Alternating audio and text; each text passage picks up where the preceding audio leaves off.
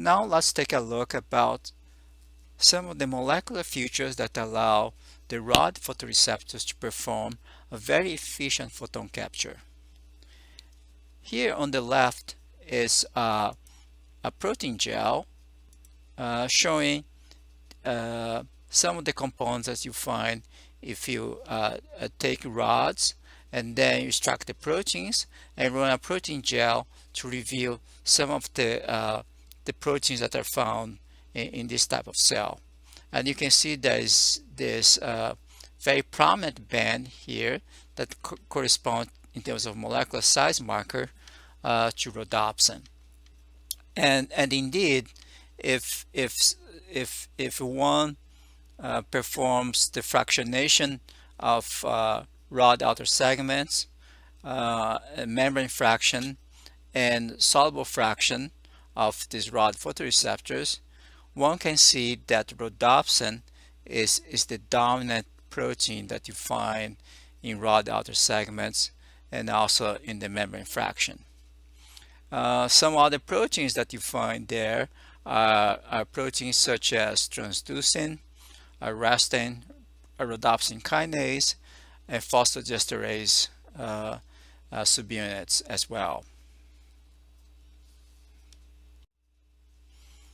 And this kind of analysis give a very clear picture that rhodopsins are found in extremely high densities in those disks of rod photoreceptors. So there is about 80,000 molecules of rhodopsin per disk, and each rod photoreceptor has at least about 1,000 disks.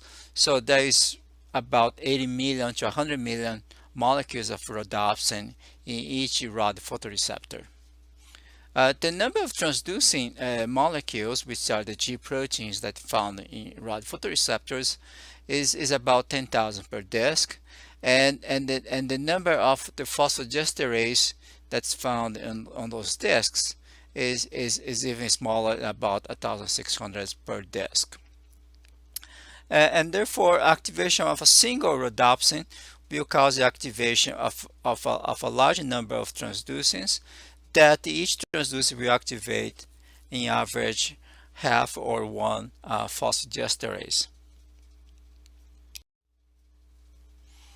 And this arrangement of proteins in the disks allowed this very large amplification of the signals in this rod photoreceptors.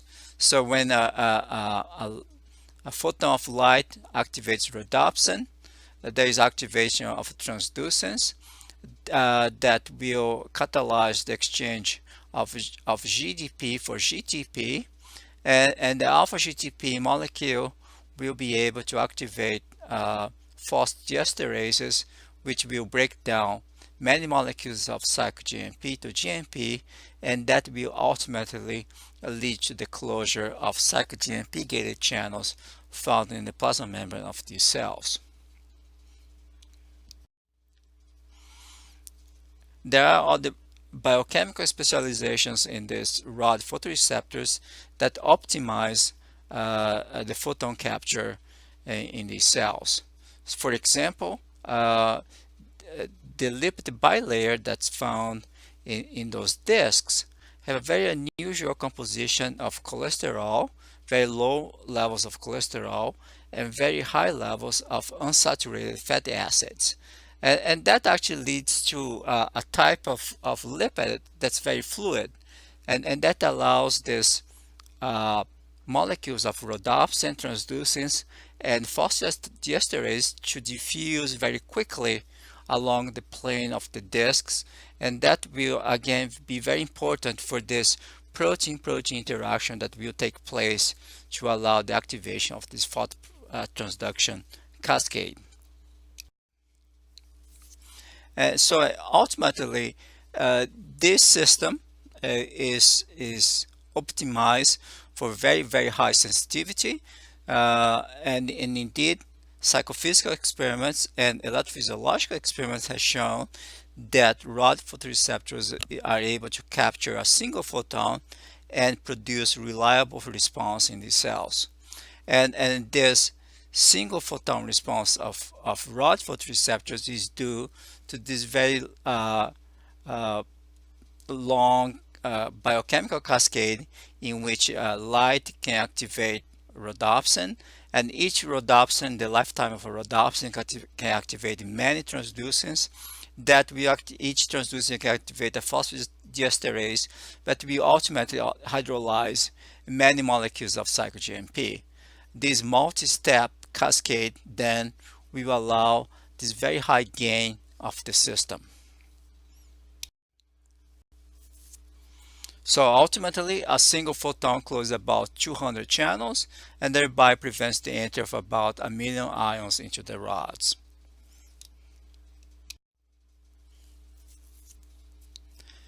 So this constitutes the activation arm of the visual cascade.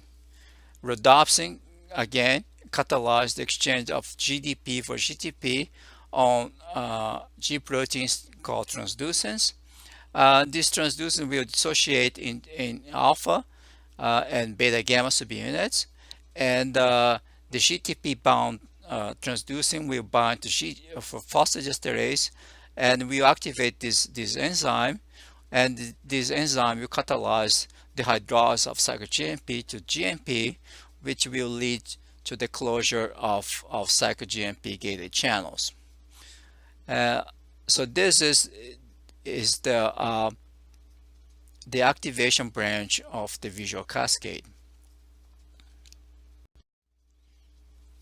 In order to this system to be able to respond again to light stimuli, this system has to be inactivated by a similar kind of cascade.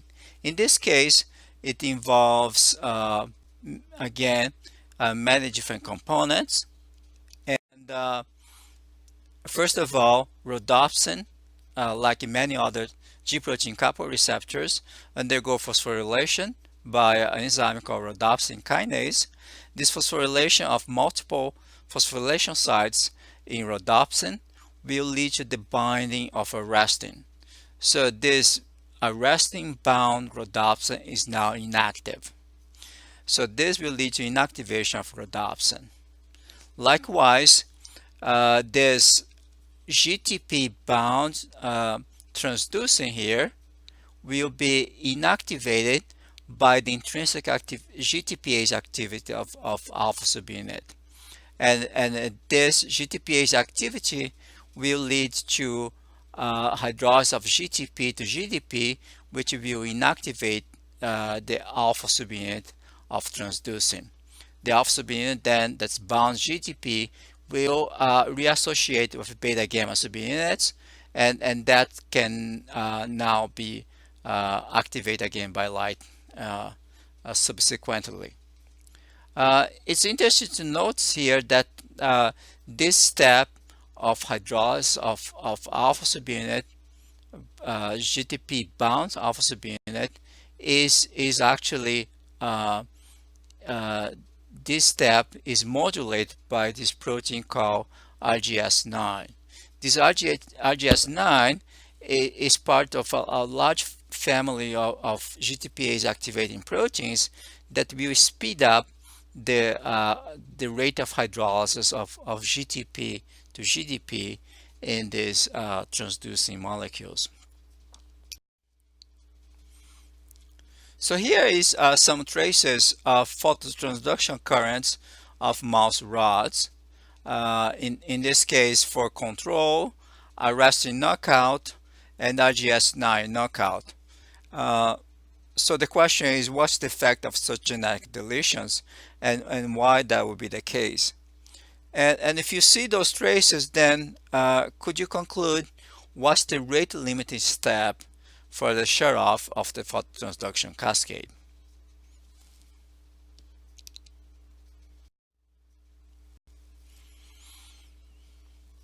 When we think about photoreceptors, we also think about the cones. So the cones are of three major types in the human rods, in the human retinas. There is one type that's called S cone for short wavelength pigment. There's another type of cone that we call the M cone for medium wavelength pigment, and another cone that express the long wavelength pigment. Also, those three types of cones has the names of blue cones, green cones, and red cones. Uh, and they refer to the peak absorption of light for those different wavelengths. So, for example, the S cone absorb mostly at 490 nanometers, which corresponds to the blue light, while the green cones, will absorb best at 530 nanometers, which is a green light, while the red cones will absorb best at about 558 nanometers, which corresponds to red light. But as you can see in this plot, where you have, in this case, relative responsiveness of cones in the y-axis and wavelength on the x-axis, blue cones can absorb well blue light, but they also can absorb pretty well and respond pretty well at the other wavelengths, including green light, and even a little bit of red light. Green cones can respond all the way from blue light to red light, and same way for red cones. So it's a misconception to think that the blue cones are only going to respond to blue light, and the green cones are only going to respond to green light. So actually, those three different types of cones will respond to a wide range of wavelengths, and the visual system can extract color information only by comparing the activity of those three different types of cones.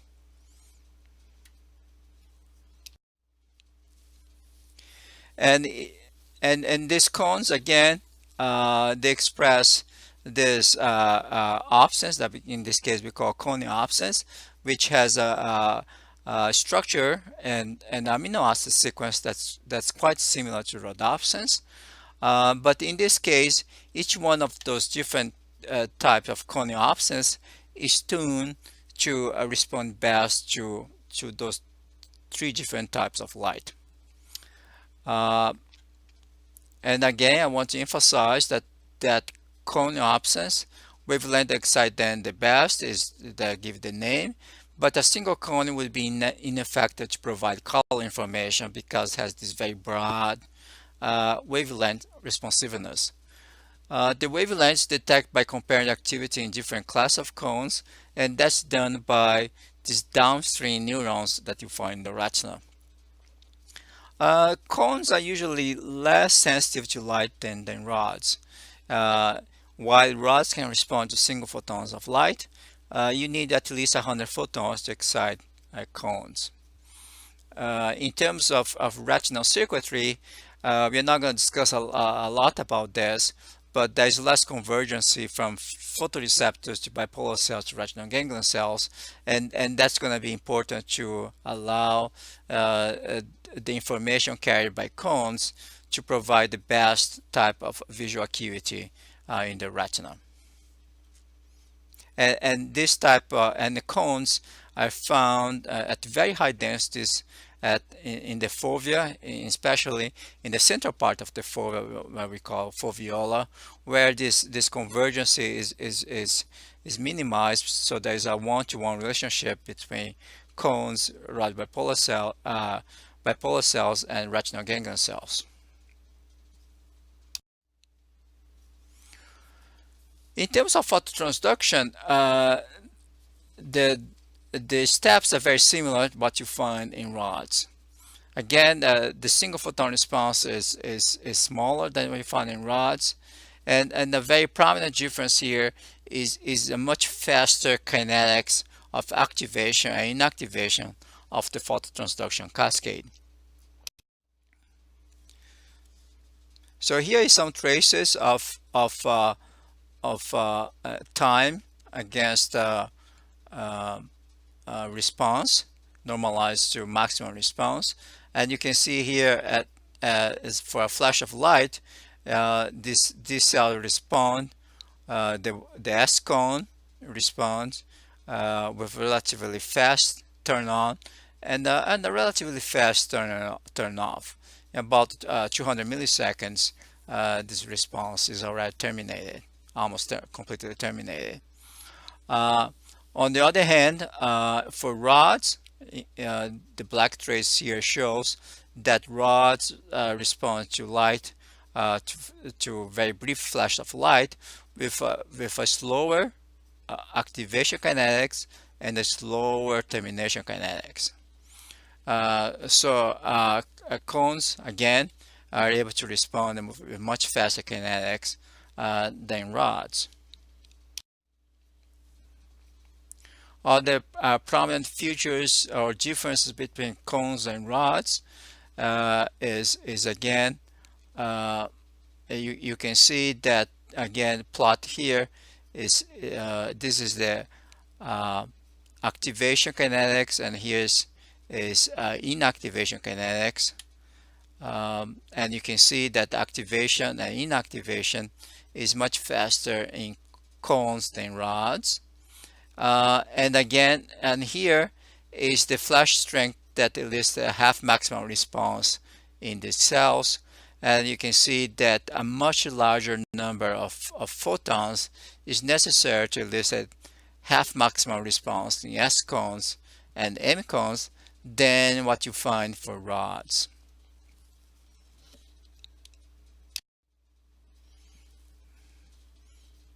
And finally,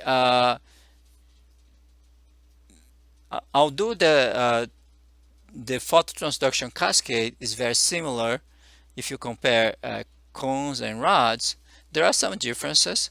As you can see shown here in blue are the molecules that you found in rods. In red is the molecules that you find in cones, and in black are the molecules that are found both in rods and cones. So for example, in rods there is only rhodopsin, while in cones you find those three different types of opsins, and some other animals even find other additional types of opsins. The G proteins are different. You can see that the rods express GNAT1, and the beta wants to be in it, and the gamma transducing wants to be in it, while in cones you find another type of G proteins or other types of transducing subunits, GNAT2, beta 3, and transducing gamma type 2. And even the phosphodiesterase, although they are similar, they are encoded by different genes if you compare rods and cones. And the cyclonucleotide gate channel again is different if you compare rods and cones. So although the overall machinery that's found that elicits the activation and inactivation of the phototransduction cascade is very similar between rods and cones, they are encoded in many cases by different genes and proteins.